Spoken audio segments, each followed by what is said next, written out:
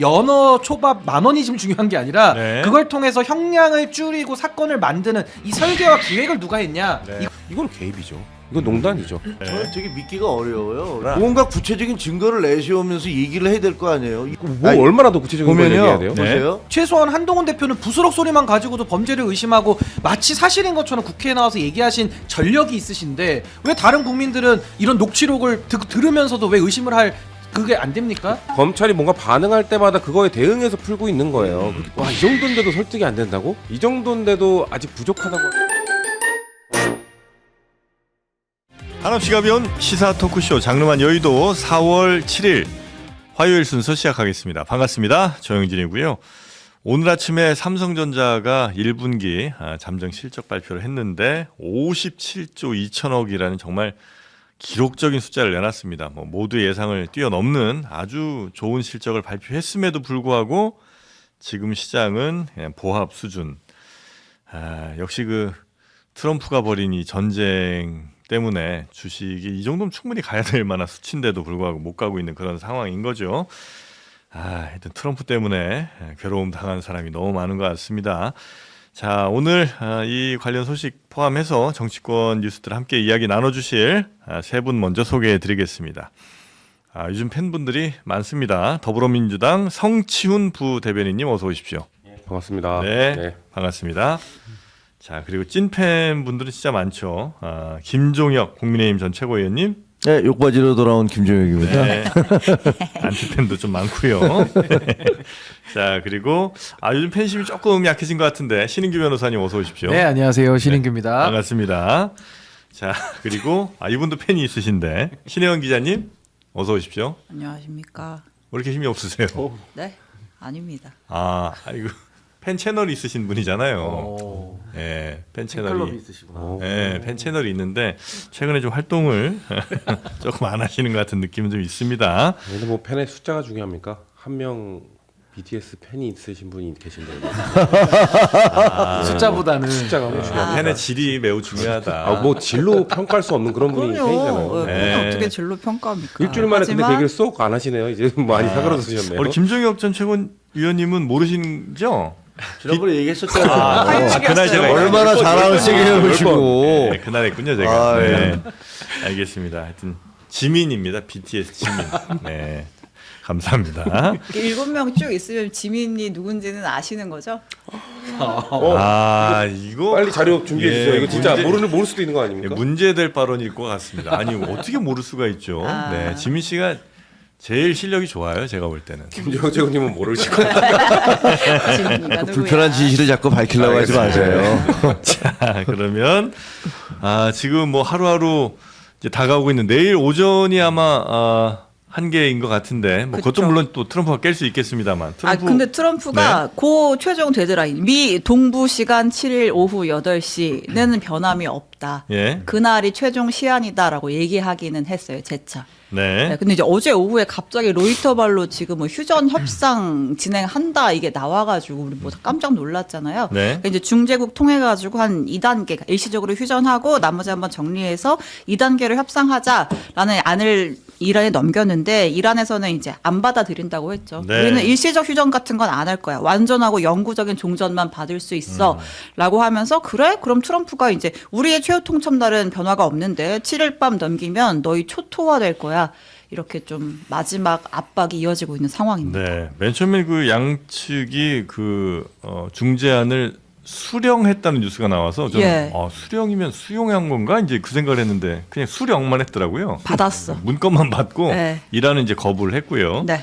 미국은 8일까지 그러니까 우리 시각으로 8일까지 아마 뭔 일을 벌일지 잘 모르겠습니다. 자, 하여튼 뭐 요 뉴스는 요 정도 체크하고 넘어갈까요? 네. 네. 자, 그리고 우리 국내 소식으로 이제 바로 가보겠습니다. 네, 어제 국무회의가 있었는데요. 이재명 대통령이 그 대북 무인기 침투 사건에 대해서 직접 유감 표명을 밝혔습니다. 원래 이렇게 직접적인 유감 표명까지는 안 해왔었는데 군경 합동 TF의 이제 조사 공식적인 조사 결과가 나오니까 좀 전향적으로 유감 표명까지 이어진 것 같아요. 들어보겠습니다. 우리 정부의 의도는 아니지만 일부의 무책임하고 무모한 행동으로 불필요한 군사적 긴장이 유발된 데 대해서 북측에 유감의 뜻을 표합니다. 이런 시기일수록 한반도의 평화와 안정이 무엇보다 중요하고 과연 누구에게 도움이 될 것인지 잘 생각해 봐야 되겠습니다. 네. 네, 이런 발언이 있고 나니까 북한에서 반나절 만에 뭐 호응이 나왔어요. 김여정의 명의의 담화로 솔직하고 대범한 사람의 자세를 보여주는 것이다. 이런 담화문이 나왔습니다. 네. 아니 뭐 불필요한 무인기 괜히 뭐 보낼 필요는 없겠죠. 근데 우리도 이렇게 유감을 표명했으면 북한도 좀 해야 되는 거 아닌가? 아. 북한도 보냈었잖아요. 그건 뭐 그렇죠, 그렇죠. 뭐 정권을 네. 떠나서 그건 굉장히 우리에게 불쾌한 일이면 뭐 명백한 거고 북한도 좀 유감 표명이든 뭐 사과든 해야 되는 거 아닌가 하는 생각이 들기는 하는데 해야죠. 해야 되고 뭐 그걸 또 뭐 요구해야 된다. 왜 우리만 유감 표명하냐. 뭐 이런 비판을 하실 수도 있습니다만 지금 이재명 정부가 가장 하고자 하는 거는 일단 북한과 대화를 복원하겠다는 겁니다. 네네네. 윤석열 정부 때 망쳤던 그 남북 대화를 복원할 수밖에 없다. 왜냐하면 가장 경계해야 되는 지금 상황은 트럼프 대통령이 한국을 패싱하고 김정은과 소통하는 거거든요.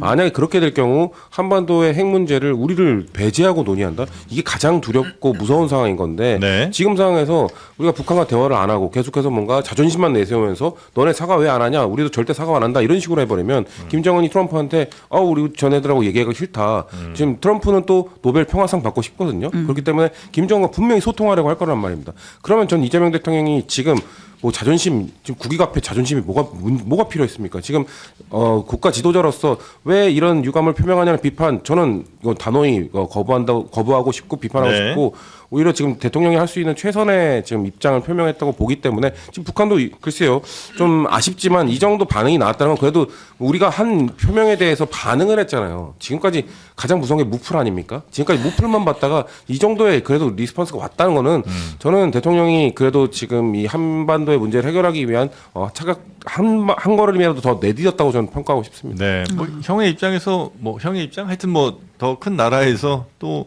먼저 이렇게 손 내밀 수는 있는 것 같은데. 아니 근데 예. 글쎄요. 국가의 자존심도 국익이에요.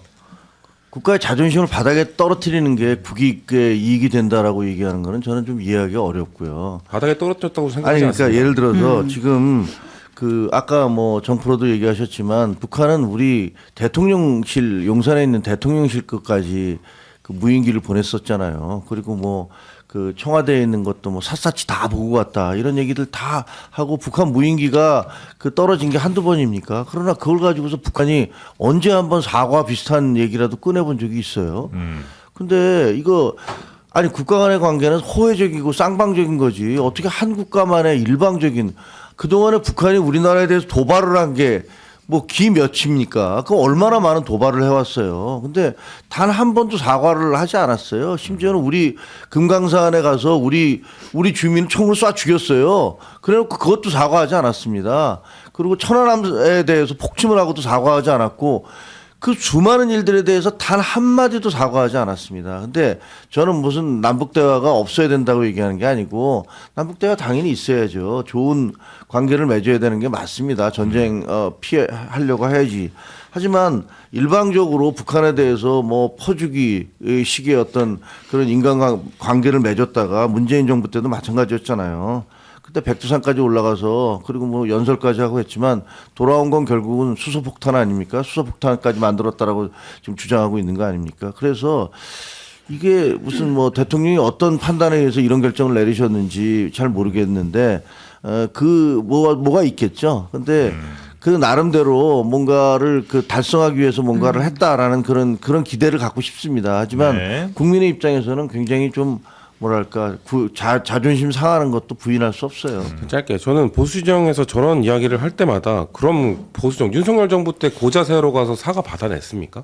뭘 했습니까? 윤석열 정부 때 그렇게 막 당당하게 북한한테 뭐 너네들 이런 나쁜 짓 하지 말라라고 했을 때 북한이 뭐 반응이라도 했습니까? 정말 입도 뻥끗 안 했거든요. 오히려 더 오물풍선 보내고 지금 접경 지역에 있는 사람들은 그 굉음 때문에 정말 괴로워하고 저는 그 문재인 정부나 이전 정부 그 진보 정부가 이런 퍼주기나 남북 대화 시도했던 게 100% 성공했다고 말하고 싶진 않아요.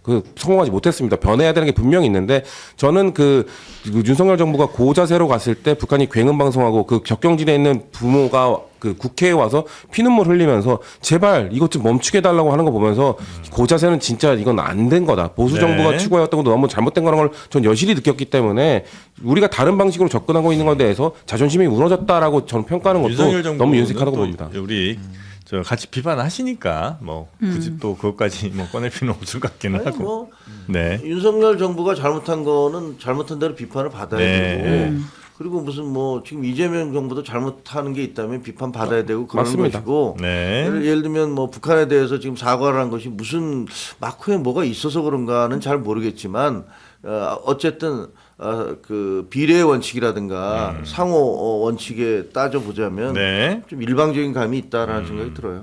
근데 저는 어제 유감 표명 전 잘하셨다는 생각이 들고요. 이게 네. 10년 전에 그 돌아가신 박세일 교수님의 책에도 다 나오는 내용이 아직도 해결이 안 된 건데 보수 진영에서는 늘상 채찍만 얘기하고 진보 진영에서는 늘상 유화책만 이야기를 하다 보니까 남북 분단이라는 거를 너무 고착화시키면서 서로 자신만의 방법론만 이야기한 것이 문제다라는 얘기를 이미 10년 전에 다 박세일 교수님 이야기하신 건데 이제는 좀 새로운 남북한의 어떤 비전과 원칙을 좀 수립해야 될 때 아니냐. 그런 차원에서는 누가 먼저 손을 내미느냐는 별로 중요한 게 아닌 것 같고요. 전 이재명 정부에서 실용의 관점, 국익의 관점에서 남북 관계도 이제 새로운 비전으로 좀 풀어내는 그 첫 단추가 됐으면 하는 그런 바람이 있습니다. 그래 네. 저도 좋은데요. 네. 그 김대중 정부부터 시작해서 진보 정권이 그동안은 북한에 대해서 똑같은 논리를 계속 해오셨어요. 그리고 핵 개발을 안 할 것이다. 핵을 포기할 것이다. 핵에 대한 의지가 없다. 그런 얘기로 계속 공개적으로 해오셨잖아요. 결과는 뭡니까? 북한은 핵 보유국이 됐고 이제는 더 이상 우리하고 대화도 하지 않겠다고 얘기를 하고 있습니다. 그런 것들에 대해서 얘기를 하는 거예요. 우리가 뭐 일방적으로 그렇게 짝사랑하라 한들 그쪽에서 전혀 거기에 대한 무슨 반응도 없고 뒷전에서는 딴짓만 하고 있는데 우리가 뭐 언제 대화하지 말자고 그랬습니까? 어느 정권은 대화하지 말자고 그랬습니까? 다 대화하자고 그랬어요. 근데 혹시 일관적이진 않았잖아요. 그러니까 뭐 우리 책임을 묻자는 건 아닌데 우리 스스로 자책하자는 얘기도 아니고 다만 이제 우리는 정권이 바뀜에 따라서 어쩔 때는 유화책으로 어쩔 때는 또 강경책으로 가기도 하잖아요. 그러니까 그렇죠. 그런 것들이 그들의 입장에서는 더 스스로를 좀 지켜야 된다는 그런 생각이 더 몰두할 수 있게 만든 상황은 아니었을까. 그러니까 예를 들면 네. 일본은 북한의 입장에서 생각해 보면 뭐 얼마든지 그럴 수 뭐 있죠. 굳이 따지자면 그렇다면은 뭐 남한도 그럼 북한처럼 네. 한 사람이 집권을 해서 뭐 그럴 평생을 수는 해야 없는 거죠. 됩니까? 네네네. 그건 안 되는 거잖아요. 네네네. 그럼 민주주의 국가에서 우리는 뭐 강경할 수도 있고 뭐 그 예를 들면 진보가 집권할 수도 있고 보수가 집권할 수도 네네네네. 있고 이건 민주주의의 그냥 기본 원리에 따라서 되는 것이고 네. 북한은 독재 정권이 계속 유지되고 있는 거 네네네. 아니에요. 그렇죠. 그러니까 뭐 그 기준에 맞춰서 우리가 움직일 수는 없는 그럴 거죠. 수는 없는 거고 다만 이제 대외 정책 정도는 정권의 변화에 좀 흔들리지 않고 좀 일관되게 갈 수도 있는 것 아닌가 하는 생각이 잠깐 들기도 하는 뭐 그러니까 국익 순간이라. 중심의 네. 원칙을 만들자는 게 저는 제가 이해한 바로는 우리 정 네, 프로님 네, 네. 말씀 같고 지금은 이제 정말 변화를 우리가 선택해야 될 때 아니냐. 이게 남북 대치도 너무 오래됐고 또 김정혁 최고위원님 말씀하신 대로 뭐 북한은 정말 핵 개발에 또 성공까지 해버린 이런 상황이기 때문에 이제는 조금 더 다른 차원에서 우리가 이 남북 관계를 한번 더 네. 고민해야 되지 않을까 그런 생각이 듭니다. 어쨌든 알겠습니다. 최근에 이제 북한이 이제 남과 북은 적대적인 두 국가다 이렇게 명명을 해 버렸잖아요. 그러니까 이제 지금 단절 기조를 유지하겠다는 의사는 있는 건데 어쨌든 이제 5월 달에 미중 정상회담이 있고 이걸 고리로 해서 트럼프가 방중을 할 때 북한과 좀 대화를 하고 싶어 한다. 이런 식의 뭐 보도들이 미국 현지에서도 있고 하니까 네. 그 접촉 가운데 이제 우리가 완전히 빠질 수는 없다. 이제 이런 인식이 좀 반영됐을 수도 있을 것 같고요. 네. 그리고 이제 보통 이제 북한 담화문 나올 때 우리가 집중해서 보는 게 이제 우리 대통령 뭐라고 부르느냐 좀 집중해서 보잖아요. 그러니까 이제 문재인 대통령 때는 뭐 삶은 소대가리, 뭐 특정 머저리 막 이랬고 윤석열 전 대통령한테는 뭐 오물통 같은 꼴통, 뭐 천치 바보 이랬는데 어제 담화에서는 그래도 리재명 한국 대통령이라고 썼더라고요. 아 그래요? 이제 물론 메시지에 따라서 호칭이 바뀔 텐데 어제는 그랬더라. 또 그런 거에 기뻐한다고 하면 또 보수에 또 막 뭐라고 하거든요. 맞습니다. 그거 좋냐? 아주 기쁘지 좋냐? 막 않죠. 이럴 거란 말이에요. 네, 근데 네. 한 가지만 딱 지적하고 싶은 거는 네. 저희의 이런 태도에 대해서 뭐 짝사랑이라고 하는데 사실 일단 저는 부부라고 표현하겠습니다. 남북은 부부였잖아요. 근데 이혼은 상방이 동의를 해야 이혼할 수 있잖아요. 네. 저쪽은 이혼하자고 하고 있는데 우리는 헌법에 이혼하면 안 된다고 돼 있단 말이에요. 그렇기 때문에 우리는 이거를 주시할 수밖에 없습니다. 헌법을 바꿔서 우리 이혼하는 거 그냥 두 국가로 가든지. 근데 보수는 그것도 못 하잖아요. 그건 안 하면서 뭔가 저쪽이 스스로 무너져서 뭐 다른 부인으로 바뀌어서 오길 기다리는 건지 그런 것도 아니면서 자꾸 저희가 이렇게 하는 걸 짝사랑이라고 표현하는 건 좀 부적절하다고 생각합니다. 네. 자, 그리고 북한 관련된 또 중요한 뉴스가 또 있죠. 네, 사실 정치권에서 제일 핫한 뉴스 같아요. 지방선거보다 더 뜨거운 이슈가 돼버린 것 같은데, 자, 이 쌍방울 대북 송금 사건 그 진술 회유 의혹이 2차 특검 종합 특검으로 넘어간 상황이잖아요. 근데 2차 종합 특검에서 이 사건 초대형 국정농단이 의심되는 사건이다 이렇게 발표를 했어요. 그러니까 이 사건에 윤석열 정부 당시 대통령실이 이 수사에 개입한 정황이 확인됐다라는 겁니다. 그러니까 이게 윤석열 전 대통령이 이 사건에 직접 개입을 해서 수사를 좀 뭐 지휘 내지는 조작을 했다 이렇게 지금 본다는 거죠? 네, 그렇게 개입한 시도가 확인됐다라고 했는데 구체적인 내용은 조금 더 이제 진척이 돼 봐야 될 것 같고 네. 어쨌든 이제 핵심은 당시에 야당 대표였던 이재명 대통령에게 이 수사가 좀 불리한 방향으로 흘러가도록 지시를 한 거 아니냐 이제 이런 의심을 하고 있는 거예요. 그래서 지금 국정원도 개입이 됐다는 거죠? 그렇죠. 네. 그래서 이제 뭐 당시에 뭐 국정원에서 뭐 이제 그 북한 통일전선부의 자금은 우리 정부의 뭐 제재 대상이 아니고 막 이런 유권 해석도 있고 했는데 이제 그런 게 이제 수사에 불리하게 작용할 수 있으니까 그 당시에 이제 윤석열 정부 초기에 민정수석실이 없었거든요. 그래서 이제 공직기관 비서관실에서 공직기강 비서관실에서 좀 움직였다 그런 정황을 포착했다라고 발표를 했습니다. 당시 공직기강 비서관이 이시원 비서관. 이시원 비서관이고요. 그래서 야당 대표에 대한 수사를 그러니까 표적으로 이제 잡고 완전 이제 왜곡을 했다는 게 지금 이제 판단인 것 같습니다. 그래서 이제 종합특검은 당시 검찰 수뇌부와 대통령실 관계자들의 연락 같은 걸 좀 들여다 보겠다라는 거예요. 네, 이렇게 되면 이제 사건이 훨씬 더 이전보다 커지게 되는 거죠. 그렇죠. 뭐 좀 더 네. 구체적인 내용이 나와야겠습니다만 국정원에서 뭐 허튼 사실을 이렇게 만들어낼 거라고 좀 보진 않거든요. 일단 그 당시에 국정원의 입장, 그러니까 이 제재 대상이 되느냐 그거 관련돼서 분명히 애초에 입장이 있었는데 공직기강 비서관실에서 이거를 바꾸는 쪽으로 요청을 해왔고 그래서 그걸 회신했다는 거잖아요. 이건 개입이죠. 이건 농단이죠. 이거는 네. 국정원의 기존 입장, 국정원만의 고유의 입장을 대통령실에서 개입해서 바꿨다는 게 지금 드러난 것이기 때문에 이거에 대해서 모르겠습니다. 또 뭐 증거 가져와라, 뭐 서류라도 가져와라, 뭐 이런 식으로 얘기할지 모르겠습니다만 국정원이 이걸 꾸며내서 이야기할 수 있을까요? 네. 구체성에 있어서는 분명 지금 아마 그 자료나 이런 것들을 확보하고 있기 때문에 국정원장에 의해서 이 정도 얘기 나올 수 있다고 보기 때문에 매우 심각한 사안인 거죠. 네. 저는 되게 믿기가 어려워요. 왜냐하면 이종석 국정원장은요 그때 이화영 재판에 증인으로 출석해서 대북 송금이 없었다라고 주장하신 분이에요. 제가 알기는 그렇거든요. 근데 그렇게 그런 분이 국정원장이 된 다음에 이 국정원 자료가 뭔가 왜곡이 됐다라고 얘기하는데 구체적인 얘기를 하고 있지는 않아요. 66개 자료 중에서 13개만 채택을 했다라고 얘기하는데 그 나머지 것들이 뭐 국가 보안 사항이었기 때문에 그런 건지 뭔지 잘 모르겠는데 지금 여기서 얘기하는 것도 초대형 국정농단에 이 정황이 있다. 뭐가 정황이에요? 아니, 그러니까 이런 것, 이렇게 어마어마한 사건을 얘기하면서 초대형 국정농단이라는 게 내용이 도대체 뭐예요?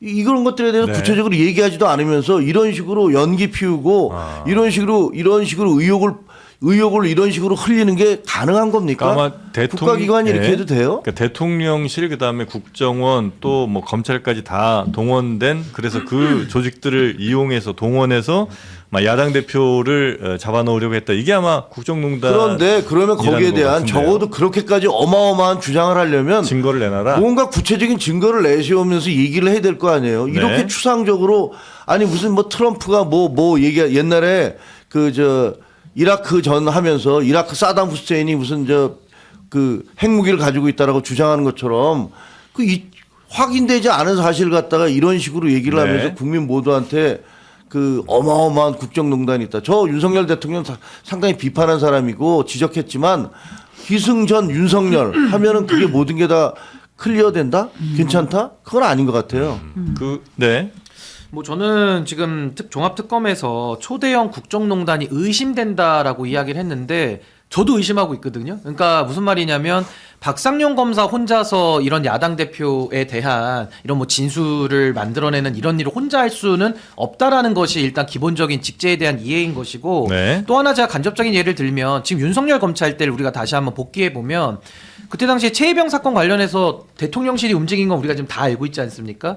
그리고 김건희 사건을 덮기 위해서 법무부 장관이 김건희 씨를 김안방으로 얘기하면서 당시에 민정수석을 통해서도 이야기를 했던 것들이 이미 다 나와 있어요. 그러면 합리적으로 생각할 때 야당 대표에 대한 사건만 대통령실이 관심을 안 가졌다. 이게 납득이 될까요? 그런 차원에서 특검에서도 의심이 된다라는 표현을 쓰고 있는 것이고 제가 이 사건은 누누이 말씀드렸지만은 변호사비 대납 사건이 대북송금 사건으로 바뀐 것이고 거기에 대해서 제3자 뇌물인데 제3자성에 대해서 조사도 불가능한 사건을 가지고 하다 보니까 이런 사건을 처리할 때 무리수를 둔 거 아니냐. 그게 지금 국정조사하고 있는 거니까요. 네. 저는 의심조차도 하지 말아라 라고 말씀하시는 것은 너무 과도한 것이고 그 의심을 기반으로 해서 지금 국가기관에서 조사들을 하고 있으니까 저는 그 조사 결과를 우리가 신뢰하고 이 사안을 볼 수밖에 없다. 만약에 네. 또 당시에 연루되신 분들이 지금의 조사도 믿을 수 없다라고 한다면 저 국민 앞에 다 펼쳐놓고 저는 심판을 받을 수밖에 없는 거 아니냐. 네네. 그런 생각이 듭니다. 아니 국가기관이 피의 사실 공표를 한다고 그렇게 논란을 하고 공격하셨던 분들 아니세요? 그 문제가 있다고 주장하는 거잖아요. 근데 지금 이거는 이렇게 무슨 초대형 국가 어떻게 보면 무슨 저 국가 변란 일어난 것처럼 얘기를 하시는데 네. 거기에 대해서 이렇게까지 피의 사실을 얘기하려면 구체적인 증거를 얘기를 하면서 얘기를 해야죠. 아니 이걸 그 뜬구름 잡게 어마어마한 뭐라고 했더라? 초대형 국정농단의 의혹이 있다? 뭔데요 그게? 그럼 김정은 전 최고님 말하는 증거는 그럼 뭐 서류라도 가져와야 되는 겁니까? 통화나 목록이라도 가져와야 되는 겁니까? 지금 제가 아까 처음에 말씀드렸던 지금 다 밝힐 수는 없지만 처음에 말했던 공직기강 비서관실이 국정원 차장으로 하여금 기존의 입장을 번복해서 다른 입장을 내서 아니, 그러니까 이재명 당시 그 거기에 대한 후보 구체적인 대표에게 얘기들이 불리한- 하나도 없어요. 아니 그게 왜 뭐 아니, 얼마나 더 구체적인 걸 얘기해야 돼요? 보세요. 이게 지금 이 진술을 이렇게 바꾸도록 요청을 했다는 게 그거 말고 뭐 어느 정도의 구체성이 있어야 된다는 거예요? 경기도지사가 그 지금 현재 이제 그때 당시에 야당 대표였던 전직 경기도지사가 네. 방북을 하면서 북한에 이 예를 들면 800만 불이 돈이 갔다라는 거잖아요. 어떻게 보면 어마어마한 사건이에요. 그러니까 이런 사건을 그 대통령실 보고가 안 됐다라고 얘기하는 것 생각하는 것 자체가 이건 상식 이하죠. 네. 아까 이거는 신인기 변호사 얘기하신 거 맞아요. 근데 문제는 그러면 여기서 지시를 해서 여기서 지휘 라인으로 지시를 해서 이 사건을 조작했다라는 거잖아요. 네. 그 이 중간 관계에는 그때 당시 법무부 장관인 한동훈이 있을 것이고 그리고 한동훈 아래 그 이원성 당시에 어떤 그 검찰총장이 네. 있을 거예요. 이원석 그리고 그 아래 이제 수사팀이 있을 거 아닙니까? 그러면 이런 라인을 통해서 이제 지시가 내려갔었다는 얘기인데 여기에 대해서 아무런 근거가 없잖아요, 지금. 여기서 지금 이원석이 그때 아시다시피 이원석 검찰총장도 윤석열 대통령의 지시를 모든 거 여러 가지를 거부를 해서 상당히 상황이 안 좋았고 네. 그다음에 한동훈 전 법무부 장관도 그때 당시에 윤석열 대통령의 지시 같은 것들을 제대로 안 들어서 사이가 안 좋았어요.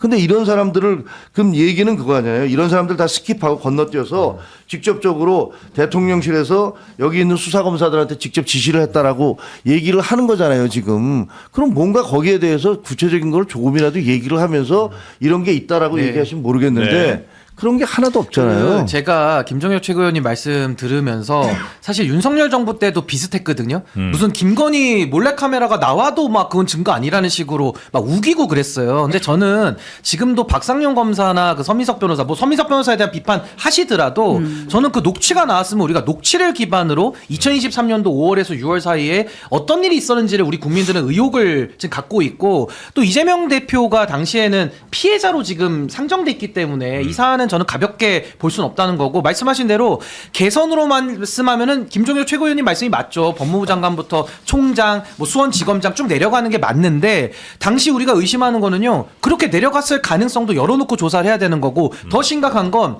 당시에 김건희가 비아폰을 쓴 시대예요. 김건희 영부인이. 네. 그러면 검찰 인사들 윤석열 씨가 검찰 출신 인사인데 꼭 개선을 지켜가지고 이런 일을 해야 되는 건 아니잖아요. 막말로 수원지검에 있는 검사 윤석열 모르겠습니까? 아는 검사랑 또 불러다가 술 먹고 자기들끼리 무슨 의혹을 꾸렸는지를 우리는 모르잖아요. 그러니까 이런 부분에 대해서 정식 개선을 통해서 이런 일을 했다면은 그 관련자들 다 수사받아야 되는 거고 그게 아니라 박상용 검사나 다른 검사 누군가와 윤석열 쪽에서 만약에 이런 일을 벌였다면은 그 사람들 책임 물어야 되는 거죠. 근데 의혹 제기조차도 하는 거를 불편해 하신다면은 녹취가 나와도 안 되고 뭐가 그러면 더 나와야지 이게 증거로서 인정하실지가 저는 매우 궁금합니다. 아니 민주당의 지금 법사위원장께서는 그 그 이런 조작의 설계자가 한동훈이라고 직접 얘기하셨잖아요.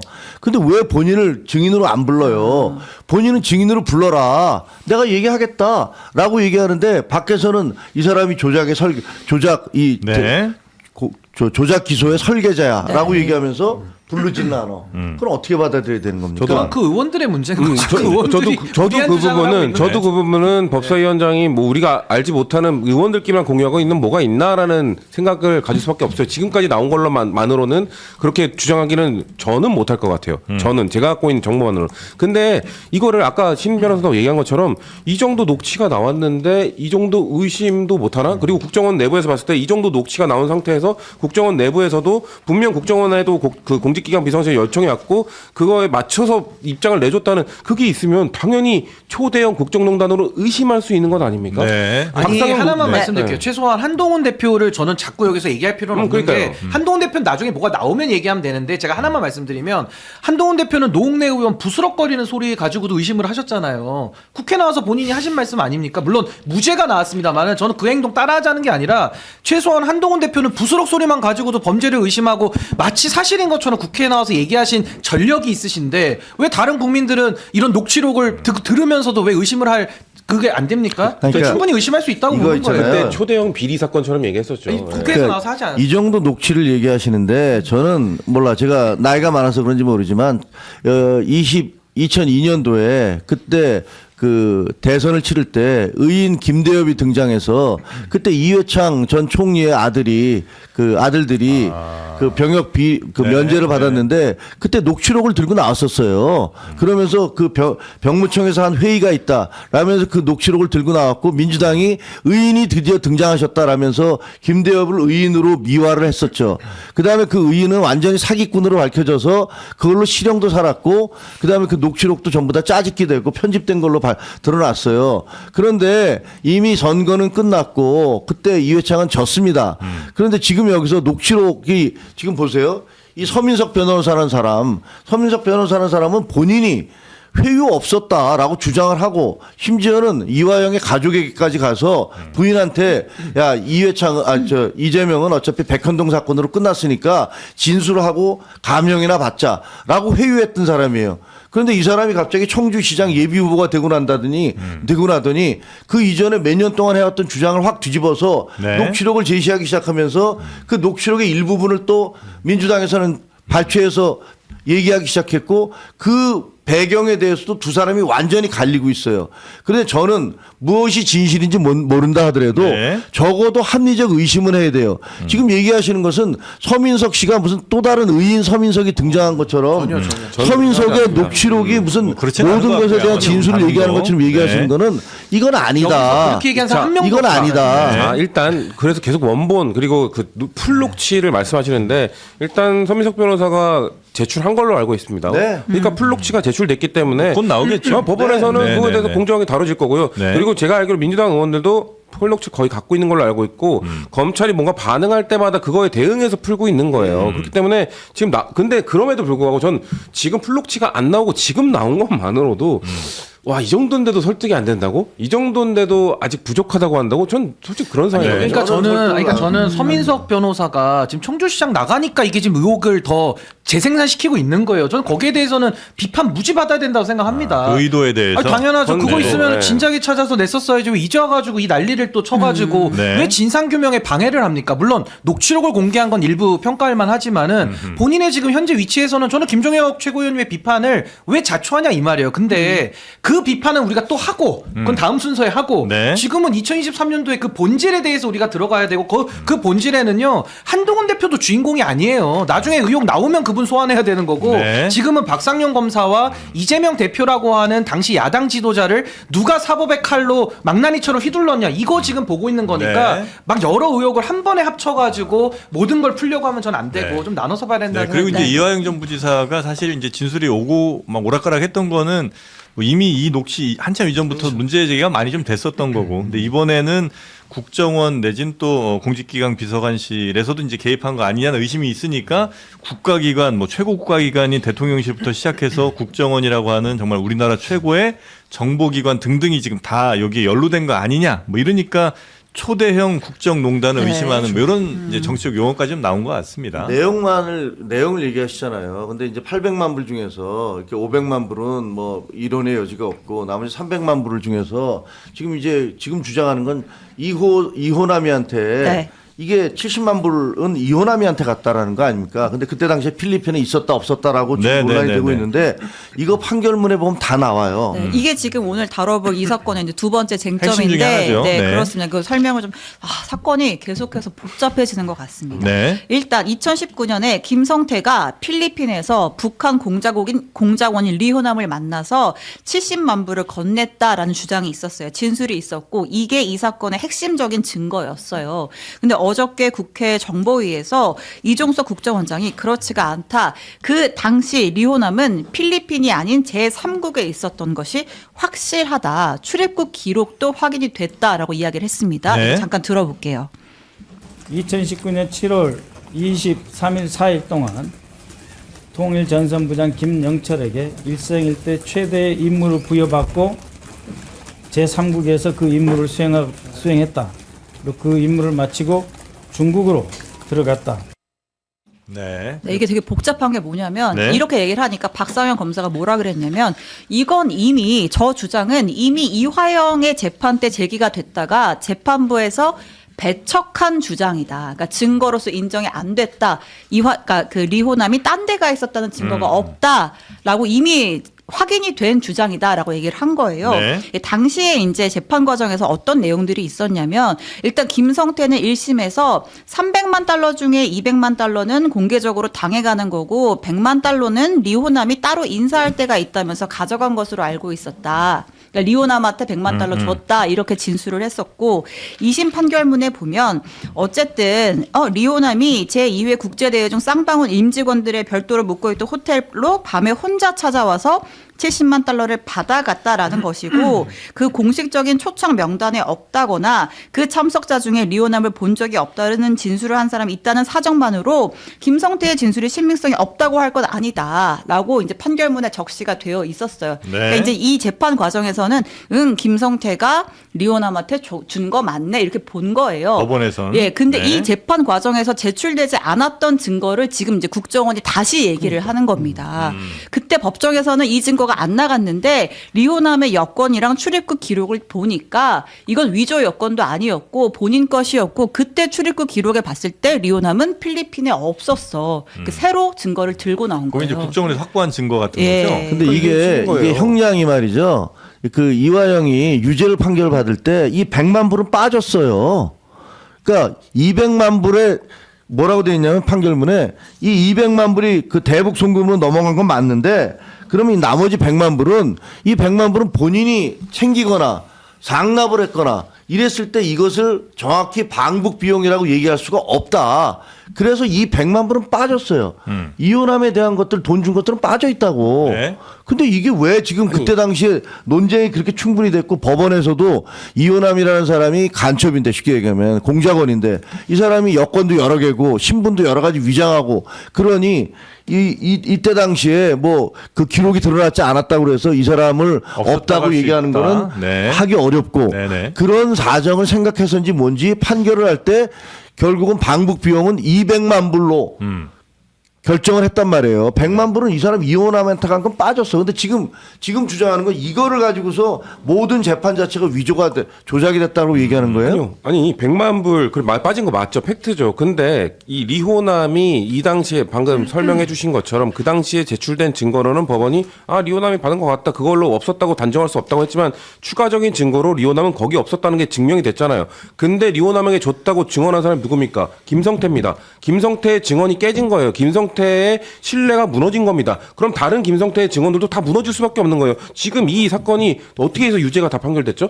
오로지 김성태의 증언 때문이거든요. 김성태 증언 말고 뭐가 있죠? 김성태 증언으로 오로지 다 이런 것들이 지금 이루어졌는데 김성태 증언이 하나에 다 무너진 거예요. 그러면은 전체적인 증언도 다 신뢰가 무너지고 이거는 박상현 검사나 이런 쪽과의 뭔가 딜 이런 게 있을 수밖에 없었지 않겠느냐는 의심 왜 못합니까? 그러니까 이게 돈이 건너간 게 사실이 아니다. 아니요. 돈이 건너간 것도 그것과 관련돼서 내가 이런 목적으로 줬다고 그 증언 목적을 얘기한 거는 다 김성태 증언밖에 없잖아요. 진술밖에 없어요. 800만 불이 넘어간 것 중에서 그러니까 지금 얘기하시는 것은 방북 비용은 넘어간 게 없다 이렇게 주장하시는 거잖아요. 그죠? 500만 불은 그러니까 방북 비용이라고 주장한 김성태의 증언이 무너졌다는 거죠. 신빙성. 신빙성이 무너졌다는 거. 조금만 신빙성이 더 깨진 보태면 거잖아요. 우리가 형사 재판에서는요 피해자의 진술만 가지고도 유죄 판결 내리기도 해요. 왜냐하면 성범죄 같은 경우는 그 피해를 당하는 당시에 어떤 증거를 확보할 수 없는 그런 상황 아니겠습니까? 네네. 그러다 보니까 행위 당시에 그런 부분에 대해서는 진술에 의존할 수밖에 없는 아주 불가피성이 있습니다. 그 이후에 어떤 뭐 병원에 갔다거나 치료받은 부분으로 이제 보강을 하는 건데 제가 드리고 싶은 말씀 뭐냐면요. 이건 특수 사건이고 제3자 뇌물죄잖아요. 이거는 형사 사건으로 치면요. 진술에만 의존해 가지고는 입증할 수 없는 사건인 거예요. 왜냐하면 진술이라는 거는요. 지금 말씀한 대로 회유라든지 조작이라든지 얼마든지 가능합니다. 이거 검찰이 했을 수도 있고 당사자가 말을 어제 바꾸고 오늘 바꾸고 내일 또 바꿀 수 있거든요. 그러니까 왜 진술에만 의존해서 이런 무리한 수사를 했느냐는 게 지금 문제의 핵심인 거예요. 게다가 제3자 뇌물이면은 제3자들 뭐 리오남이 됐든 노동당이 됐든 누구 데리고 와서 검찰이 단 한 번이라도 조사해 본 적 있나요? 조사도 없이 어떻게 제3자한테 갔다는 게 전제돼야 제3자 뇌물죄를 의율할 수 있는 건데 3자 조사 자체가 불가능한 거를 김성태라는 사람 데리고 와가지고 진술에만 쫓아다니면서 검찰이 했고 박상현 검사가 나오는 녹취에도 이화영 지사한테 법정 때까지 유지할 수 있는 진술이 좀 필요해요라고 하잖아요. 그거 자체가 이화영과 이재명 당시 대표를 엮어가지고 뭔가 야당 탄압 수사로서 진술만 의존했다는 것이 저는 가장 이 네. 조작 수사의 좀 의심을 좀 확인케 하는 저는 가장 단적인 증거 아니냐라는 생각이 저는 듭니다. 그 하나 약간 별도로 궁금한 게 이 기록이 나왔다라는 거는 김성태가 리오남을 만나서 이 돈 안 줬다라는 거잖아요. 그럼 김성태 입장에선 이건 재심 청구도 가능한 거예요? 난 안 신규 증거가 줬다라고 나와서 하면서 뭐 김성태 입장에서 네. 신규 증거가 나오면은 재심은 다 가능은 한 거지만은 지금 이화영 지사 입장에서는 요 건에 대해서는 뭐 다른 쌍방울 법인카드 이런 거 네. 빼고 거기에 대해서 재심은 충분히 이제 할 수 있죠. 그러니까 저는 아까 재심은 나왔던 나와요. 얘기 중에 그러니까 김성태가 어떤 걸 목적으로 줬다라고 하는 진술이랑 어쨌든 만나서 줬다라고 하는 사실관계는 좀 분리해서 봐야 되니까 진술이 흔들리더라도 그래서 한번 좀 여쭤봤습니다. 네. 아니 이거를 그러니까 국회에서 의원들이 이걸 가지고서 논란을 하지 말고요. 법정에서 재심을 재판으로 청구하든지 그것도 해야죠. 예. 네, 필요하면 해야죠. 당연히 그거를 해야 돼요. 그리고 지금 박상용 검사도 주장하잖아요. 공수처에서 수사를 해달라. 정치권에서 자꾸 왈가왈부하지 말고 공수처에서 나를 수사를 해달라라고 얘기를 하고 있고 다른 사람들은 나를 증인으로 아니, 불러달라라고 수사할 얘기하고 거예요. 있는데 네, 수사해야죠. 아 그럼 공수처에서 수사를 해야지. 공수가 안 돌아가니까 그리고 만약에 문제인 거지. 공수처 만든 게 누군데요? 근데 안 돌아가잖아요. 근데 만드는 그리고 거지. 만약에 네. 이게 그렇게 문제가 있으면 재심 신청을 하시라고요. 그러니까 저는 이화영이 됐든 뭐가 됐든 공수처가 됐든 법적으로 재심을 해서 법적인 과정을 거쳐야지. 이건 지금 정치적으로 일부를 가지고서 우리가 오라, 니네가 오라라고 정치적 공방을 하고 있는 거잖아요. 근데 이제 그 법적으로는 당연히 아마 뭐 갈 거라고들 보고 계시는 것 같고 이제 이 사건 자체가 야당 대표에 대한 뭐 전 정권의 뭐 탄압 내지는 수사기관 뭐 조작 뭐 이렇게 이제 한 거라고 이제 주장하는 거잖아요. 그런 거라면 정치적으로도 좀 다뤄볼 수는 있는 거 아닙니까? 그 대상 자체나 아니면 이 사건의 성격 자체가? 아니 그러니까 정치적으로 특검에서 다루는 건 뭐 다루실 수 예, 있겠죠. 예, 예. 그 만약에 무슨 뭐 문제가 있었다면 네. 얼마든지 다룰 수 있다고 생각을 해요. 그 대신에 이거요 언론 플레이는 이제 그만하셨으면 좋겠어요. 연어 무슨 저 10,000원짜리 연어 초밥 먹고서 진술을 바꿨다고 하는 그런 주장도 도저히 네. 받아들일 수가 없거니와 그리고 지금 1년이 넘도록 몇 년이 지났는데도 특정을 못 하시고 계시잖아요. 거기 진술 내가 연어 초밥 받아와서 가져왔습니다라는 그 진술이 있어. 그 교도관이 근데 얘기를 교도관이 하잖아요. 얘기했는데 그게 그런 게 한두 번입니까? 연호 관련된 네, 네, 저 그거는 진술이 있었죠? 들어볼게요. 네. 네. 교도관님, 5월 17일 그날 직접 연어 회덮밥을 받아오셨다고 하는데 맞습니까? 예, 제가 검찰 1층 성사에서 같이 있던 수사관이랑 가서 받아왔습니다. 그것을 받아서 영상 녹화실에서 김성태와 이화영 등등이 먹은 거죠? 예, 맞습니다. 저는 이 내용을 듣는 순간 진짜로 피가 거꾸로 쏘았습니다. 네. 네. 일단 요 박상현 검사의 반응도 들어볼까요? 연달아 듣겠습니다. 그럴까요? 네. 네.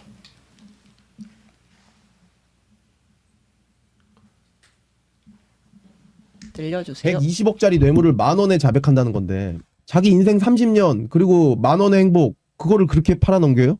10,000원에 그러면 이재명 대표를 팔아 넘겼다는 겁니까? 네. 네. 너무 이상한데. 그래서 저는 이 연어 그리고 뭐 짜장면 이런 거 나올 때마다 이게 10,000원짜리 이 연어덮밥에 넘어가냐 짜장면 한 그릇에 넘어가냐는 김성태 회장이 했던 얘기입니다. 근데 이 연어 이거 한 그릇 넘어간 게 아니잖아요. 이거는 되게 부수적인 거예요. 플리바게닝 했잖아요. 그러니까 너의 죄를 사하노라, 너의 죄를 덮어주겠다고 하면서 얘가 그 대가로 뭔가 해주니까 연어덮밥도 사주고 이것도 사주고 소주도 넣어주고 이걸로 연결이 돼야지. 연어가 핵심이 아니고. 그렇죠. 이거는 곁다리예요. 그러니까 그 박성현 검사의 녹취록이 나오잖아요. 그 가장 중요한 법인카드 것까지 무마해주겠다는 식으로 얘기를 하는데 어떻게 보면 이화영 입장에서는 가장 큰 범죄인 그거를 덮어줘? 그러면서도 그 서민석 변호사랑 한 몇 년 전에 접견할 때 녹취록도 그때 공개됐던 게 뭐냐면 지금 내 가족까지 압박하고 내가 존경하는 당시 살아계셨던 이해찬 총리까지 압박하고 이런 것들 때문에 너무 힘들다. 이런 상황에서 넘어갔고 거기에 넘어간 사람에게 회덮밥을 사준 것이 회덮밥 한 그릇 먹고 회덮밥을 사주는 사람에게 이 사람을 위해서 내가 모든 걸 다 얘기하겠다. 이렇게 된 게 아니라니까요. 그러니까 사실관계를 분명히 해야 되는데 법화 관련해서 그 또 다른 제3자 여인에 대한 법화잖아요. 그게. 근데 땡땡땡의 법화. 그래, 네. 땡땡의 법화를 무마해달라고 얘기하신 것은 서민석 변호사예요. 서민석 변호사가 땅땡땡 건도 없애주고 그러니까 그걸 어떻게 없애요라고 그 검사가 얘기를 하잖아요. 그게 하나고. 얘기했잖아요. 그거 아니라고 얘기했잖아요. 두 번째. 네. 지금 현재 3월 19일 날 진술을 했어요. 3월 19일 날 이화영 씨가 이재명 그때 당시에 지사에게 보고를 했다라고 했는데 이게 3월 19일이고 이거 먹은 건 3월 17일이에요. 그러니까 이른바 그쪽에서 주장하는 대로 연어 초밥을 먹었다라고 연어 덮밥을 먹었다는 건 3월 17일이에요. 그것도 1시간 이내에 먹었던 거죠. 1시간 이내에 먹고 나중에 설주환 변호사가 왔을 때 본인이 와서 아니 나는 그때 술 냄새도 전혀 맡지 못했고 1시간 뒤에 돌아왔는데 나갔다 저녁 먹으러 왔는데 거기에 연어 초밥도 보지 못했다 이렇게 진술을 했는데 지금 주장은 그 1시간 사이에 모든 게 다 앉아서 서로들 얘기를 해서 이틀 뒤에 그래서 입장을 바꿔서 그 120억을 넘어가는 걸 보고를 안 했던 걸 보고를 했다라고 얘기했다는 거니까 그게 어떻게 상식적으로 이해가 되세요? 제가 저번 주에도 이것만 할게요. 제가 저번 주에도 말씀드렸잖아요. 녹취록 왜 앞부분만 얘기하세요? 이거 내가 어떻게 해드려요 한 다음에 뒤에 대화에서 그거 해드릴게요라고 말했잖아요. 그 녹취록을 다 말씀하셔야지. 그걸 어떻게 무마해 줍니까? 그거가 뭔지에 대해서는 이거는 진짜로 그거가 그게 아니라고 앞이 대화가 연결되는 건데. 지금 있잖아요. 나온 거 있잖아요. 나온 것 자체가 부분으로 앞뒤로 짜집기 돼서 나왔기 때문에. 하여튼 뭐 중요한 건 연어 얘기만 한마디 해야 될까요? 예. 연어 관련해서는 저 한마디만 죄송해요. 할게요. 저 교도관들이 국정조사 나와서 증언을 했잖아요. 네. 저분들은 거짓말했을 가능성 매우 낮죠. 희박하죠. 거짓말할 동기가 없어요. 근데 제 기억에는 수원지검에서 윤석열 당시에는 무슨 음식 반입된 거 없다라는 수원지검에서 입장문도 냈던 걸로 제가 기억하거든요. 근데 인제 와서 보면은요, 다 지금 법무부, 지금 정성호 장관 체제에서 하는 법무부 말이 다 맞아 들어가네요. 그리고 교도관들이 거짓말할 이유가 없는데 지금 초밥 들어갔다고 하네요. 그러니까 이런 것들을 놓고 보면 당시 수원지검에서 저런 일이 있었다라면 저건 정말 나라가 뒤집어질 일이고 해명도 거짓말로 한 것까지 팩트입니다. 거짓말인 건 맞잖아요. 근데 누구 말을 믿어야 되겠습니까? 그러니까 전 여기에 대해서는 연어 초밥 10,000원이 지금 중요한 게 아니라 그걸 통해서 형량을 줄이고 사건을 만드는 이 설계와 기획을 누가 했냐 이걸 찾아 들어가자는 그러니까 겁니다. 연어의 덮밥은 검사가 이화영을 어떻게 대했는지를 보여주는 뭐 단편적인 어떤 한 장면 하나의 정도인 것 같고요. 대했는지라기보다 제가 볼 때는 연어도 안 중요하고 10,000원도 안 중요해요. 장어덮밥이면 어떻고 원래 이제 검찰에서 피의자를 조사할 때 외부 음식이 들어가는 경우가 왕왕 있잖아요. 설렁탕 시켜주기도 하고 뭐 하기도 하고 이제 하는데 첫 번째 당시에 수원지검에서 우리 외부 음식 반입한 적 없는데라고 했는데 그게 사실이 아닌 것으로 드러난 것. 그리고 메뉴가 뭐였던 간에 어쨌든 이 자리는 23분이었던 몇 분이었던 김성태랑 이화영을 같이 앉혀놓고 뭔가 있었던 자리인 거잖아요. 공식적으로 기록에 남은 대질신문이었는지 그런 게 아닌 상황이니까 그 상황 자체가 좀 의아하다. 그리고 더 중요한 건 김성태의 진술이 바뀌었다는 거고 박상용 검사도 그 소위 말하는 변호인하고 수십 차례 통화했다고 하거든요. 그 수사 보고서나 킥스에도 입력도 안 했어요. 그러니까 그런 것들이 너무 의구심을 자아내잖아요. 그러니까 여기에 대한 진실이 저는 반드시 밝혀져야 된다고 봅니다. 그래요. 그러니까 외부 음식을 사실은 현실적으로는 외부 음식 자주 다 갖다 먹어요. 먹는 건 우리 기자회할 때도 막 여러 번 봤지만 근데 그러면 왜 그때 외부 음식 들어왔는데 안 들어왔다고 얘기했느냐라는 문제 삼을 수 있다라고 생각을 해요. 그리고 그게 무슨 연어가 됐든 뭐가 됐든 뭐 그거는 뭐 그럴 수도 있다고 생각하는데 그다음에 원래 이 사건이 문제가 됐던 것은 연어 술자리 회식이었잖아요. 그렇죠? 연어 술자리 회식으로 이 사람들을 회유를 해서 그러니까 이화영이 진술을 바꾸게 했다는 거였어요. 근데 지금 드러나는 것들을 보면 그 무슨 30분 정도 순간에 연어 초밥을 먹고 거기다 술 회식을 하면서 이 사람의 진술을 바꿨다라는 것들은 논리적으로 말이 안 되니까 지금은 또 말이 바뀌는 거예요. 처음에는 연어 술자리 회식으로 이 사람들의 이화영을 뒤집어 놨다라고 얘기를 하다가 그게 아니다. 이제는 무슨 연어는 중요한 게 아니고 그러면 이제 수원지검에서 왜 그때 그렇게 얘기했느냐.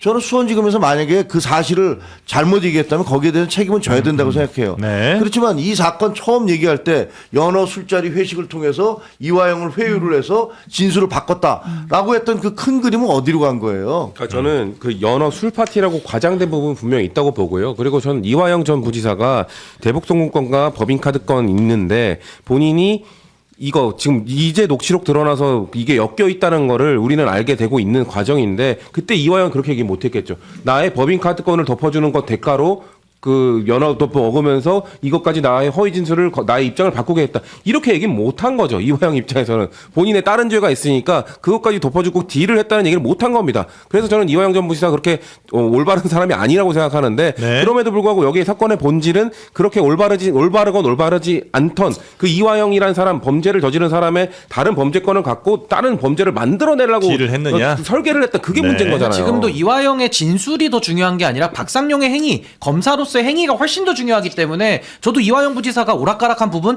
당연히 진상규명돼야 되고요. 저도 서민석 변호사 그분도 저는 진상규명의 대상이 돼야 된다고 저는 네. 보는 입장입니다. 그 박상용 검사는 지금 직무정지 됐죠? 네. 네. 정지됐습니다. 네. 넘어갈까요? 자, 국민의힘 지방선거 소식으로 네. 가보겠습니다. 자, 이제 국민의힘 지도부, 원래 선거 앞두면 그 최고위 지도부 회의를 국회에서 안 합니다. 현장 쭉 돌면서 이제 핵심 지역들 핀포인트 찍어서 현장 최고위 하잖아요. 어제 국민의힘에서는 인천에서 현장 최고위를 했는데 이 자리에서 장 대표를 향한 면전 쓴 소리가 나왔습니다. 들어볼게요. 아시다시피 수도권 민심 빙하기 그 자체입니다. 이 차갑다 못해서 우리에게 등을 돌리고 있는 실정입니다. 정말 우리 당이 우리 후보들한테 힘이 되고 있는 아니면 침이 되고 있는 정말로 자문해 보아야 합니다. 이 귀한 시간에 우리 당내의 이야기로 시간을 보내는 것은 시간이 너무 아깝다. 많은 당원들과 국민들께서 지켜보고 계신 이 시간에 민주당에 대한 비판, 인천시에 대한 말씀을 하셔도 시간이 부족하지 않을까. 네, 지금 당대표가 국민의힘의 힘이 되냐 짐이 되냐 네. 지금 이렇게 비판을 면전에서 하니까 네. 이 시간에 지금 이런 거 할 때냐. 이 귀한 시간에 지금 대놓고 내용을 해 이제 불쾌감을 드러냈다가 이제 비공개 회의에서도 여기 차라리 그런 얘기가 비공개 회의에서나 하시지 왜 앞에서 나 이렇게 면박을 줍니까? 네. 이제 이런 얘기들이 있었나 봐요. 근데 윤상현 의원은 장동혁 대표랑 그래도 꽤 뜻이 잘 통하던 분 아니에요? 한때. 원래 친윤으로 알려져 있는 네. 분이죠. 어. 근데 이제 뭐 누가 얘기한 대로 그 윤상현 의원은 그 권력의 촉이 굉장히 발달해 있어서 뭐 힘의 이동 같은 것들을 굉장히 잘 감지한다. 뭐 그래요? 이런 얘기가 있는데 뭐 그래서 지금 윤상현 의원이 저렇게 장동혁 대표를 대놓고 공격을 하는 것은 현재 장동혁 대표가 처한 어떤 당내의 어떤 위상 이런 것들을 반영하는 게 아니냐. 네. 뭐 이런 얘기가 있는데. 저는 뭐 처음부터 장동혁 대표가 잘못 가고 있다. 그 윤석열 전 대통령과 분명히 결연을 해야 되고 비상계엄은 잘못된 것이라고 분명히 얘기를 해야 된다. 네, 네. 그렇게 주장을 해왔는데 뭐 그렇게 얘기하는 사람들 제명도 하고 무슨 뭐 징계도 하고 뭐 온갖 난리굿을 치다가 결국은 다시 원위치로 돌아온 거 아닙니까? 그래서 결국은 이 모든 사태에 대해서 제일 책임을 져야 될 사람은 윤석열 전 대통령이고 그다음에 두 번째 정도 되는 게 장동혁 대표라고 생각을 해요.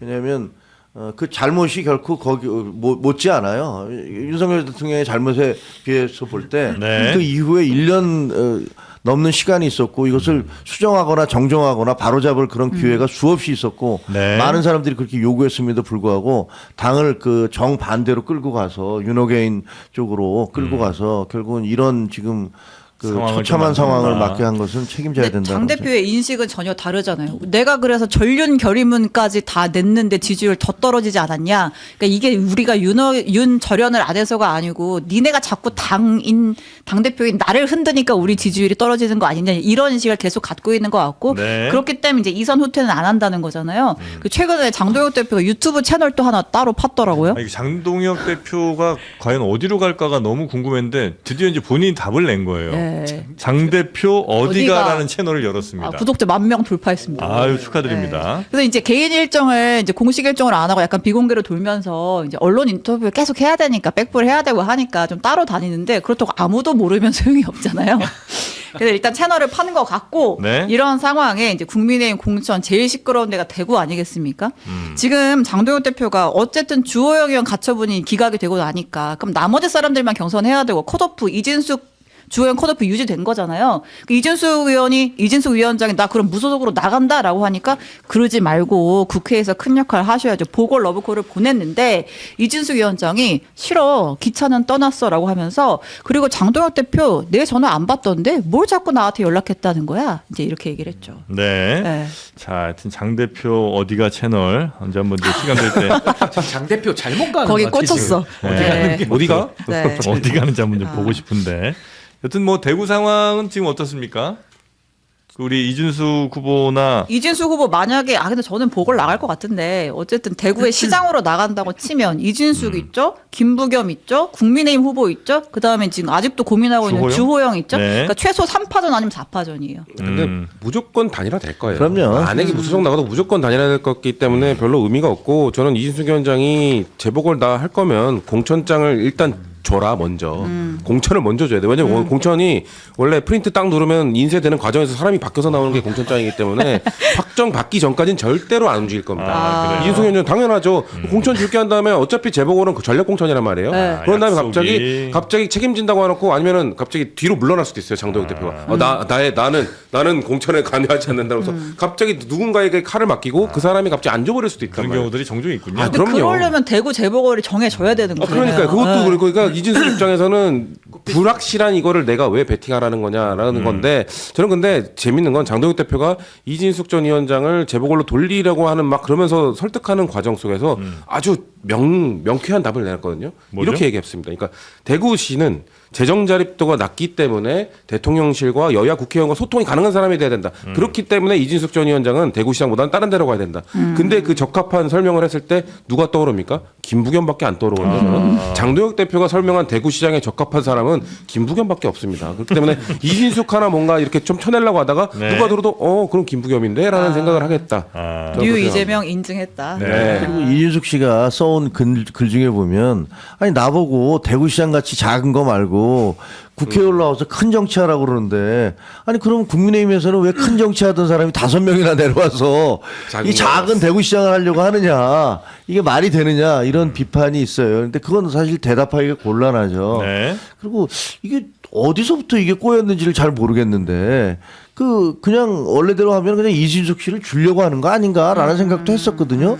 근데 그러다가 갑자기 뭐 주호영, 이진숙을 다 쳐버리고 그다음에 나머지 사람들로 가겠다 뭐 이런 얘기도 하는데 이게 뭐지? 전 사실 무슨 논리가 있는지를 잘 모르겠어요. 아니, 근데 지금 현재 대구와 관련해서는. 이진숙 전 위원장이 그렇게 국민의힘에서 공천을 줘서 뭐 시민들 혹은 뭐 어떤 주민들에게 선택을 받고 선출이 되는 정도의 자격을 많이 가지신 분은 맞아요? 그건 아니죠. 그러니까 그거는 어떻게 보면 이진숙 씨가 그렇게 갑작스럽게 뭘 했다고 떠오르게 난다고. 된 거는 예. 저 이재명 정부에서 수갑 채워준 거잖아요. 그 경찰에 잡혀가서 그때 그 방통위원장 하고 난 다음에 뭐 증인 출석을 안 한다든가 뭐 이런 것들 때문에 수갑을 채워서 가져가니까 수갑 이렇게 보여주면서 봤더니 저 사람이 탄압받는 사람이구나라는 식의 어떤 브랜드가 만들어진 거고 그것 때문에 지금 이렇게까지 슈퍼스타처럼 대우를 받고 있는 거 아닌가요? 아니, 수갑 찬 사람이 얼마나 많은데 그래. 근데 이게 결국에는 다 정리된다고 저는 보는 거고 네. 결국 이게 어디서부터 잘못됐냐. 이정현 위원장이 어떻게 보면 공천에 칼춤을 치면서 이제 주호영, 이진숙 둘을 동시에 컷오프를 하다 보니까 네. 이 사단이 난 거고 만약에 그때 그냥 경선만 해줬어도 이게 이인재 방지법 때문에 경선 참여한 사람은 또 튀어서 못 나가거든요. 그러니까 뭔가 이 공천에 있어서의 리스크 관리조차도 못했던 막천 아닌가 네. 생각이 듭니다. 민주당 소식 짧게 하나 네네네. 볼까요? 정청래 대표가 경선 결과에 대한 가처분 신청은 공천 불복 행위로 간주된다라는 지침을 시도당에 내렸습니다. 이 불복 행위 하잖아요. 어떻게 되냐면 당원 84조에 이거에서 향후 10년간 선거 후보자가 될 수 10년간요? 없습니다. 네, 되게 센 얘기였어요. 네. 근데 불복을 할 수도 있긴 하잖아요. 그러니까 어떤 본인이 정말 욕심에 의해서 불복을 할 수도 있지만 뭐 그런 거는 이제 10년 못 나오게 할 수도 있지만 예를 들어 정말 그 과정에서의 어떤 뭐 문제나 하자가 있었을 수도 있잖아요. 그래서 이제 가처분 신청들을 하는 거고 이제 네. 국민의힘 사례를 봐도 뭐 받아들여지는 거 있고 아닌 거 있는 건데 일단 이 행위 자체를 불복 행위로 보겠다. 그 제가 알기에는 그 우리가 국민의힘에서 가처분이 인용될 때 민주당은 박수 쳤잖아요. 그리고 또 민주당 내에서도 가처분 신청해서 뭐 인용된 것도 있고 또 기각된 것도 있는 걸로 알아요. 과거에. 네. 근데 지금 이 얘기가 갑자기 나온 건 결국 김관영 지사 때문에 그런 거잖아요. 김관영 지사가 가처분을 하겠다고 하니까 이거는 전형적으로 어떤 특정 사람을 대상으로 해서 그런 뭐가 있다 없다 법을 만들어내는 거하고 똑같은 거여서 이렇게 얘기하면 이게 설득력이 있나요? 그러니까 근데 원래 공천의 컷오프나 이런 것들 당했을 때 뭔가 탈당을 해버리거나 뭐 이런 사람들에 대한 페널티를 주는 건 뭐 다 있었어요. 다 있었던 예. 거고 뭐 이렇게 특별한 얘기를 한 건 아닌데 지금 국민의힘 때문에 지금 가처분이 너무 유행을 하고 있거든요. 그러니까 가처분하면 되는구나. 이게 사실 받아들여지기 아까 사례는 있지만 정말 이례적인 사례들이었잖아요. 근데 국민의힘이 지금 너무 가처분 인용되는 사건들을 많이 만들어내니까 이러다 보면 남발될 수 있겠다.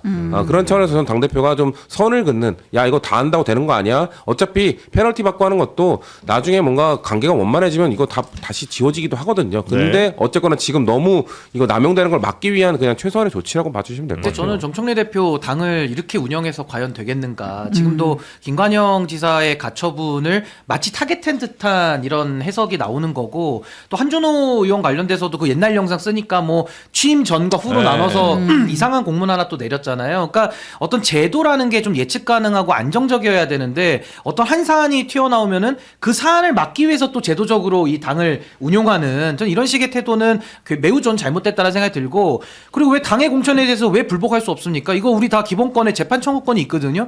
재판 청구해가지고 주호영 의원처럼 가처분이 기각이 될 수 있는 거고 법원에서 나름의 판단을 하는 건데 그것조차도 허용하지 않겠다라는 것은 당이 무오류다라는 선언을 지금 하고 있는 것이냐. 지금도 저기 서울의 구청장들 보면요. 컷오프 돼가지고 지금 삭발로 시위하시는 분들 많아요. 그분들 지금 막 불복하면서 억울해가지고 난리지 목소리를 내고 있는 건데 그런 부분에 대해서 당에 대해서 그럼 가처분조차도 못하게 해야 되는 것이냐. 전 이런 조치는 상당히 좀 무리한 조치라고 저는 보는 겁니다. 가처분이라는 건 그런 걸 거 아니에요. 그러니까 법원에다 하는 건데. 내가 안 된 거에 대해서 불만을 표시하는 건 당에다 불만 표시하는 거고 그게 아니라 그 과정에서 뭔가 뭐 오류가 있다거나 아니면 하자가 있을 경우에 이거는 법적 판단도 한번 좀 받아보고 싶다. 이게 이제 가처분 아니에요? 권리 구제를 받는 거예요. 대부분 가처분까지 안 가고 재심 신청해서 그 정도로 하는데 저는 정치적으로 풀어야 된다고 보거든요. 말씀하신 것처럼 저는 지금 그 삭발하신 분이 금천구청장 후보로 알고 있는데 전 되게 억울하다고 생각하거든요. 사모님도 지금 네, 그분 되게 억울해요. 제가 봤을 때 그냥 뭐 별 없이 그냥 컷오프를 당했기 때문에 당대표가 말했던 억울한 컷오프는 없다라는 원칙을 지켜줘야 그런 걸 지켜줘야 가처분에 대한 페널티를 하겠다는 그 선긋기도 받아들일 수 있다. 그리고 아까 말씀하신 그 잠깐만 언급하신 과거 영상 쓰지 말라는 그거는 저 납득할 수가 없습니다. 당연히 공문으로 나갔죠. 지금 국정 지지율 이렇게 잘 나오는 대통령을 사용하지 말. 뭐 이거는 선거에 유리한 우리 당에 유리한 건데 왜 하지 말자는지 솔직히 그건 납득이 안 갑니다. 선거에서 이기는 게 더 중요한 그렇죠. 건지 아니면 어떤 사람들을 솎아내는 게 더 중요한 건지에 따라 네, 뭐 견제 같은 걸로 보여요. 견제로. 네.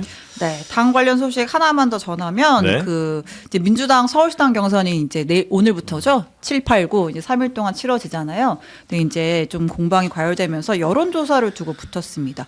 그러니까 박주민 의원이 어제 기자회견을 했는데, 그러니까 정원호 후보가 여론조사를 좀 왜곡했다는 거예요. 그러니까 이제 보통 여론조사하면 뭐 1등 30%, 2등 20%, 3등 10% 이렇게 나오고 옳은 무응답이 또 있잖아요. 네. 그럼 사실 이제 1, 2 후보의 격차는 10%포인트인데 이거 모른 무응답 떼고 응답한 수치만 전체 100으로 놓고 100분율 계산하면 다시 계산하는 거예요? 격차가 늘어나잖아요. 그렇게 해서 여론조사 결과를 공표했다. 이건 문제가 있다. 이렇게 문제 제기를 했고, 조금 전에 보니까 이제 전현희 의원, 박주민 의원이 이제 함께 좀 뜻을 모아서 이 여론조사 문제에 대해서 당 지도부가 긴급 조치를 해야 된다. 이런 요청을 하고 나섰다고 합니다. 네. 저희 잠시 후에 전현희 의원 오니까 이 네. 얘기 좀 물어보면 좋을 것 같고, 그 성추행 의혹을 받는 장경태 의원 4달 만에 제명됐습니다. 5년간 복당 못합니다. 아, 그래요? 네.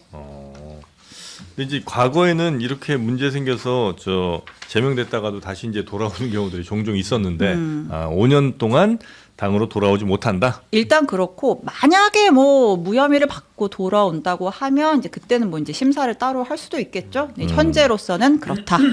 여론조사 관련 짧게 말씀 네. 하나 드리면 이건 정원호 예, 그러니까 네. 없음, 모응답 이거 제외하고 하는 게 이건 잘못된 게 아니거든요. 왜곡이 아니거든요. 아, 그래요? 작년 대선 때 그 제가 오전에 그 보수 종편에서 방송을 하고 왔는데 이걸 엄청나게 공격하더라고요. 근데 작년 대선 때 어떤 게 있었냐면 김문수, 이준석, 이재명 후보 모른 그 무응답을 제외한 다음에 변환시킨 거를 한 언론에서 기사를 낸 다음에 이재명 후보 60% 육박하면서 뭐 독재 시작되나 약간 이런 식으로 막 비판 약간 뉘앙스를 풍기는 기사를 냈거든요. 그게 조선일보였어요. 근데 네. 그런 식으로 내도 아무 문제가 없어요. 중선관위에서도 그런 거에 대해서 제재를 한다거나 문제 삼지 않았습니다. 다만 지금 문제되는 건 정원호 캠프에서 공보를 맡고 계신 누군가가 잘못된 여론조사 수치를 홍보물을 만들어서 배포한 거. 그거는 저는 문제될 수 있다고 보기 때문에 당에서 검토를 해야 되는 그거는 체크를 해야 됩니다. 네. 여론조사 결과를 잘못 쓰거나 혹은 문제 바꿔서 쓰게 되면 그거는 굉장히 큰 문제가 되는 거는 사실이죠. 맞죠. 그리고 근데 네. 이거를 또 갑자기 장예찬 전 부원장이 본인 사례랑 이걸 아하. 지켜보겠다고 하는데 본인은 3등 했던 거 1등인 것처럼 했다고 난리가 난 건데 1등인 사람이 이거를 제외하고 조금 격차 큰 걸로 아유, 그거 다 아는 그러니까 거를 여론조사를 조작으로 허위 사실을 하면은 당연히 그건 법에 그죠. 걸리는 거고, 네. 여론조사를 이제 해석하는 부분에 있어서 근데 아까 도표 같은 건 좀 오인의 가능성이 있으니까 그 부분만 아마 이제 법적인 문제가 되는데 네. 뭐이 정도까지는 전 선거에서 너무 민감하게 지금 2, 3위 후보들이 좀 하는 걸로 보일 수 있다라는 그래요? 생각입니다. 알겠습니다. 자, 요 정도 지방선거 관련 뉴스는 좀 보고요. 우리 신혜영 기자가 또 오늘 픽한 네, 짜투리 오늘의 뉴스들이 있죠. 짜투리 뉴스. 네. 네, 호르무즈 해협이 봉쇄된 지가 한 달이 지금 넘었어요. 그래서 지금 아직도 한 2,000척의 선박과 2만여 명의 선원들이 고립이 되어 있는 상황인데, 이제 그러다 보니까 식량과 식수가 부족해지지 않았겠습니까? 그래서 소셜 미디어에 그들이 이제 뭐 어떻게 생존하는지 이런 것들이 좀 보도가 되고 하는데, 그 에어컨에서 나오는 응축수 같은 거 있잖아요. 그거 모아가지고 샤워를 하고 먹을 게 떨어지니까 직접 이제 그 배 위에서 참치, 갈치, 오징어를 잡아가지고 먹고 지내고 있다고 합니다. 아, 그래요? 네. 와, 하긴 뭐 그 기간이 점점 길어지면 길어질수록 네. 먹는 거라든지 아니면 일상생활이 상당히 많이 불편해질 테니까. 네, 생각보다 월척이죠, 사진이. 네. 네. 아무튼 힘든 시간을 보내고 있다고 아, 저기 합니다. 잡은 거예요? 예. 알겠습니다. 예, 하여튼 선원분들 빨리 좀 돌아오실 수 있게 조치는 좀 취해야 될 것 같고요. 네. 그리고 또 어떤 뉴스 있습니까? 네, 그리고 이제 고 김창민 감독 이 사건이 굉장히 국민들의 공분을 사고 네, 있는데, 네. 그 발달장애 있는 아들이랑 이제 식당에 음식점에 밥 먹으러 갔다가 돈가스 먹으러 갔다가 옆자리랑 시비 붙었는데 그 집단 폭행 당해서 뇌사로 계시다가 지금 장기 기증하고 돌아가신 거잖아요. 근데 이제 당시에 경찰이 이제 가해자로 지목된 몇 명한테 이제 구속영장을 신청을 했었는데, 검찰이 이제 보완 수사 해갖고 와라고 해서 이제 기각이 됐어요. 그러니까 이 사람들이 불구사 상태로 이제 활개를 치고 다닌 거예요. 이제 그러다 보니까 이제 막 뭐 JTBC 사건만장 프로그램에도 이 사람들 지금 제대로 처벌도 안 받고 이렇게 활개치고 다닌다 이러면서 제보들이 들어오는데, 뭐 헬스장에서 헬스도 하고, 그리고 어떤 사람은 가해자 중에 한 명은 음원을 냈대요. 음원을 냈는데 노래 가사가 순수했던 나는 없어졌어, 양아치 같은 놈이 돼, 뭐 이런 식의 막 노래 가사를 막 내면서 하고 다니는 거예요. 그래서 이제 당연히 뭐 공분이 쏟아지고 있고 이제 부실 수사가 있었다라고 해서 오늘 정성호 장관 입장도 냈더라고요. 다시 한번 살펴보겠다. 이렇게 피해자가 명확하고 피해 사실이 명확하고 또 CCTV 뭐 이런 것들이 없는 게 아닌데도 이렇게 구속도 안 되고 수사도 제대로 안 될 수가 있나? 검찰에서 기각을 한 거예요? 법원이 기각을 한 거예요? 검찰의 보완 수사 요구로 한 차례 반려가 됐었습니다. 그리고 나서 다시 영장을 신청했는데 이제 그때는 주거 도망의 우려가 없다라고 해서 법원에서 기각이 됐고요. 그래요? 예. 이야기가 정말 어렵네요. 수사를 충실하게 했는지 여부가 네. 쟁점이 될 텐데 지금 경찰 수사의 부실이 또 나오는 부분이라서 그건 뭐 검찰에서 일단은 지금 보완 수사로 좀 더 보강을 하겠다고 하니까요. 네. 반드시 보강이 이루어져야 될 일이죠. 네. 자, 그리고 또 있습니까? 마지막 뉴스. 네. 여러분은 어디서 번따를 하셨습니까? 번따가 뭐죠? 번호 따기요. 누구 번호를 따요? 예쁜 사람? 아무튼 예. 번따라고 해요. 그러니까 네. 이제 뭐 일종의 헌팅이죠. 저 뭐 마음에 드는데 번호 좀 알려주시겠어요? 하는 게 요새 성지가 어딘 줄 아세요? 대형 서점이라고 합니다. 아, 카페 같은 데 아니고. 네, 카페 아니고 뭐 번화가 길거리 아니고 서점에서 책 보고 있는 사람한테 번따 하는 게 유행이래요. 그 대형 서점이 번따의 성지다라고 해서 이렇게 SNS 들어가면 뭐 서점에서 번따 한 썰, 번따 당한 썰 뭐 하면서 올라오고 뭐 팁도 공유가 돼요. 어디에 몇 시에 어디로 가면 물이 좋더라.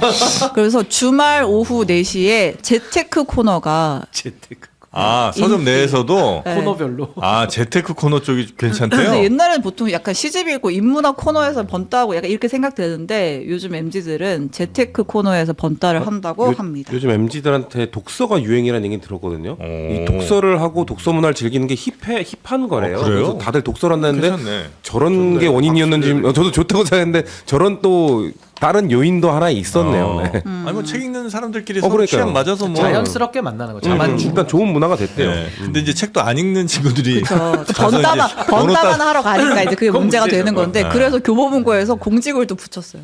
여러분 좀 낯선 대화나 그런 낯선 시선을 보내는 것은 자제해 주시길 부탁드립니다. 그러니까 공지를 붙일 정도로 진짜 저희가 번따의 성지가 됐나 봐요. 부담스러울 수 있죠 또. 그쵸, 너무 그쵸. 그러면. 네. 그래요. 여튼 뭐 젊은 뭐 선한 손녀들 잘 만나시는 거에 뭐 좋은 일이겠습니다만 너무 그 원래 목적은 거기에 이제 책 읽는 곳이니까 예, 책 좀 읽으시고 번호는 조용히 받으시기 바라겠습니다.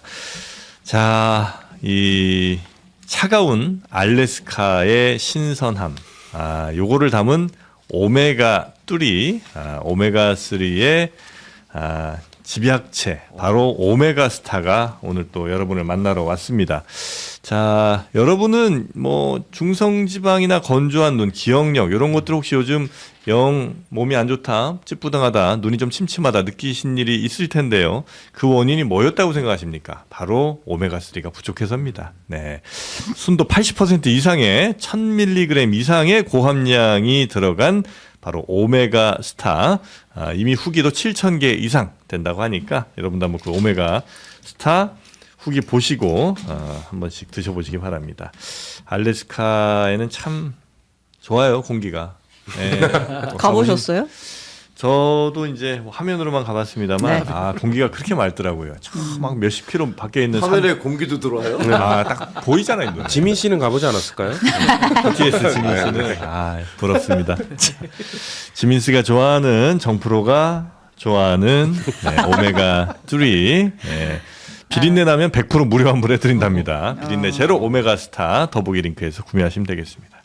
세 분 대단히 감사하고요. 저희는 서울시장 릴레이 인터뷰 첫 번째 시간으로 먼저 전현희 의원부터 모셔보도록 하겠습니다. 세 분 대단히 고맙습니다. 네, 감사합니다. 다음 주에 뵙겠습니다.